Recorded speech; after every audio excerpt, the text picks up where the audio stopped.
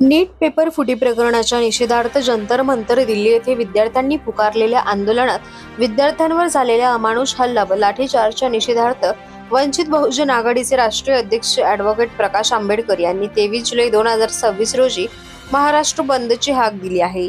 या पार्श्वभूमीवर कोपरगाव शहर व तालुक्यातील नागरिक, व्यापारी, व्यावसायिक तसेच विविध सामाजिक संघटनांनी बंदमध्ये सहभागी होऊन पाठिंबा द्यावा असे आवाहन कोपरगाव वंचित बहुजन आघाडीच्या वतीने करण्यात आले आहे।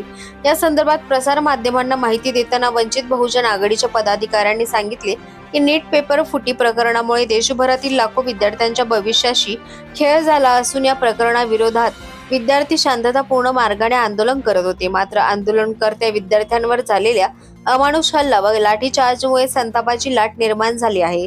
विद्यार्थ्यांना न्याय मिळावा, दोषींवर कठोर कारवाई व्हावी आणि लोकशाही मार्गाने आंदोलन करण्याच्या अधिकाराचे संरक्षण व्हावे या मागण्यांसाठी महाराष्ट्र बंद पुकारण्यात आला आहे। राष्ट्रीय अध्यक्ष ॲडव्होकेट प्रकाश आंबेडकर यांच्या हाकेला प्रतिसाद देत कोपरगाव वंचित बहुजन आघाडीनेही 23 जुलै रोजी महाराष्ट्र बंद यशस्वी करण्याचे आवाहन केले आहे। यासाठी कोपरगावातील सर्व नागरिक, व्यापारी, सामाजिक संघटना आणि विविध घटकांनी स्वयंस्फूर्तीने सहभागी व्हावे असे आवाहन करण्यात आले आहे। याबाबत कोपरगाव तहसील, कोपरगाव शहर पोलीस स्टेशनला निवेदन देण्यात आले असून बंद शांततापूर्ण व लोकशाही मार्गाने पाळण्यात येणार असल्याचे वंचित बहुजन आघाडीच्या पदाधिकाऱ्यांनी स्पष्ट केले आहे। यावेळी संतोष चोळके, प्रकाश दुशिंग, बाबासाहेब कोपरे, संतोष कोपरे, देवदास गायकवाड, राजेंद्र मोकळ, आनंद कोपरे, संदीप दुशिंग, आकाश दुशिंग आदींसह कोपरगाव वंचित बहुजन आघाडीचे पदाधिकारी, कार्यकर्ते उपस्थित होते। संविधानिक मार्गाने, शांततेच्या मार्गाने न्याय मागण्याकरता जे जंतर मंतर वरती उपोषणाला बसलेले आहे त्या विद्यार्थ्यांवरती अमानुष लाठीचार्ज करून अश्रुधुराच्या नळकांड्या असतील किंवा छऱ्यांच्या फायर असेल अशा विविध उपकरणाचा वापर करून त्या मुलांचा अमानुष छळ केलेला आहे। जवळजवळ 5 ते 6 विद्यार्थी जखमी झालेला असून याच्यामध्ये काही महिला सुद्धा आहे, महिला देखील मोठ्या प्रमाणात जखमी झालेल्या आहे। या अशा हुकुमशाह सरकारचा आम्ही वंचित बहुजन आघाडीच्या वतीने जाहीर निषेध करतो। कारण भारत देश हा संविधानावरती चालतो आणि या संविधानाच्या मार्गाचा अवलंब न करता हा देश जर हुकुमशाहाच्या मार्गाने चाललेला असेल तर याला कुठेतरी पायबंद घालण्याची वेळ आता आलेली आहे। या देशामध्ये न्याय मागत असेल, त्याच्यावर लाठीचार्ज होत असेल तर ही खेदाची गोष्ट आहे। असाच न्याय मागण्याकरता आमचे मराठी बांधव जालना जिल्ह्यात, औरंगाबाद जिल्ह्यामध्ये ज्यावेळेस उपोषणाला बसले होते जरांगे पाटील यांच्या नेतृत्वाखाली, त्यावेळेस सुद्धा या हुकुमशाह सरकारने त्यांच्यावरती लाठीचार्ज केलेला होता। म्हणून मला सांगायची वेळ येते की या सरकारचा कुठेतरी पायबंद घालावा आणि यांना या कठोर ज्यांनी शिक्षा, ज्या मुलांना लाठीचार्ज केलेला असेल या मुलांवरती त्वरित उपचार करून त्यांना न्याय द्यावा अशी प्रथम विनंती करतो।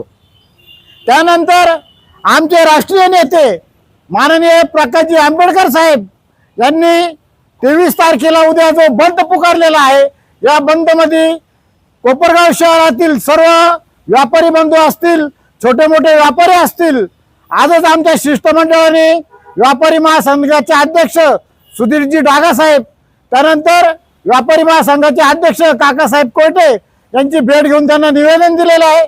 त्यानंतर कोपरगाव पोलीस स्टेशन यांना देखील निवेदन दिलेलं आहे, कोपरगाव तहसीलदार साहेब यांनाही देखील निवेदन दिलेलं आहे आणि आम्ही उद्या शांततेच्या मार्गाने कोपरगाव बंदचं आवाहन करीत आहोत।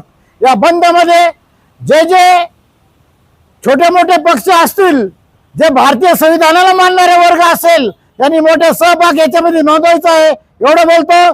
आणि ज्या समाजकंटकांनी आमच्या विद्यार्थ्यांवरती, आमच्या माता भगिनीवरती जो अन्याय अत्याचार केला, अशा बाटगुळांना आम्ही यांचा जाहीर निषेध करतो। सदाभाऊ खोत यांच्या तर डोक्यात काहीतरी सापट पडले असं आम्हाला वाटतंय, कारण त्यांनी बघून सुद्धा असं सांगितलंय का जे तिथे मुलं बसलेले होते हे अतिरेकी होते।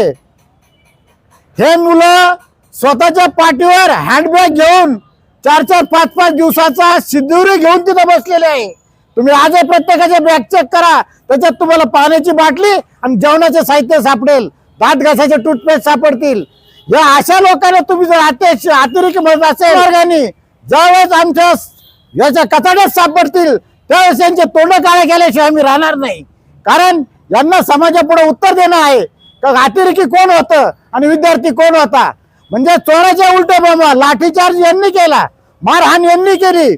ज्या पोलिसांच्या नंबर प्लेट मीडियानी तपासल्या पत्रकार बांधवांनी, त्या पोलिसांच्या शर्टावरती PSI आहे का कॉन्स्टेबल आहे का कुठला कर्मचारी आहे, त्यांच्या छातीवर नंबर प्लेट सुद्धा नव्हती.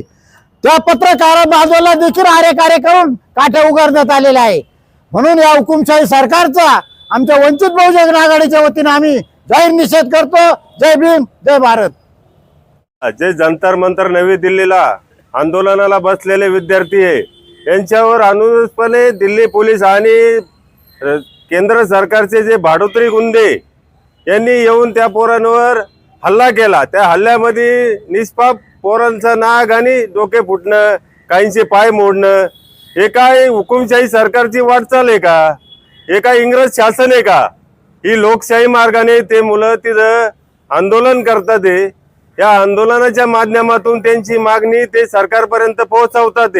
पण सरकारचं कुठल्याही प्रकारचं प्रतिनिधी साधा आंदोलन स्थळी येतही नाही आणि त्यांची चौकशी करीत नाही एखादं शिष्टमंडळ. त्यामुळे ह्या केंद्र सरकारचा आम्ही प्रथमतः जाहीर निषेध करतो. आणि उद्याच्या महाराष्ट्र बंदमध्ये वंचित बहुजन आघाडीच्या वतीने आदरणीय बाळासाहेब आंबेडकर यांच्या आदेशाने आम्ही सर्वपक्षीय यांना आवाहन करतोय का उद्या कोपरगाव बंदमध्ये आपण सुगट सहभागी व्हावं. कारण की आपल्याही पाल्यांच्या, आपल्याही विद्यार्थ्यांच्या किंवा आपल्याही मुलाबाळांच्या भविष्याचा प्रयत्न आहे. तेव्हा सर्व पक्षीयांना आम्ही आवाहन करीत आहे, आपण उद्याच्या बंदमध्ये सहभागी होऊन आपला उपस्थिती नोंदवावी. जय भीम, जय भारत. सर्व जे विद्यार्थी गेलेले होते, आंदोलक गेलेले होते, यांच्यावर अतोनात लाठीचार्ज केला आणि खूप भयानक पद्धतीने त्यांना मारहाण केली.